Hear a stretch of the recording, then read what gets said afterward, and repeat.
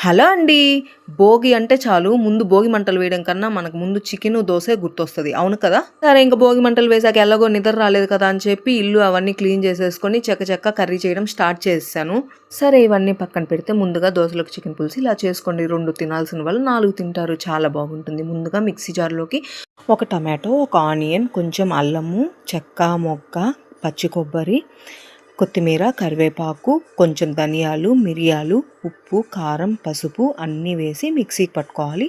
మిక్సీకి పట్టుకున్నాక ఆ పేస్ట్‌ని పక్కన పెట్టుకొని కొంచెం ఆయిల్ వేసి ప్యాన్‌లో ఆవాలు, జీలకర్ర వేసి కరివేపాకు చిటపట అన్నాక మనం ముందుగా రెడీ చేసుకున్న పేస్ట్ దాంట్లో వేసి కొంచెం పచ్చివాసన పోయేంత వరకు ఫ్రై చేసుకొని తర్వాత చికెన్ తీసుకొని దాంట్లో వేసుకొని ఒకసారి కలుపుకొని కొంచెం వాటర్ ఎక్కువ పోసుకోవాలి. దోసలోకి పులుసు ఎక్కువ ఉంటేనే బాగుంటుంది కదా! తర్వాత కుక్కర్ మూత పెట్టేసి 3 విజిల్స్ రానిస్తే చాలు.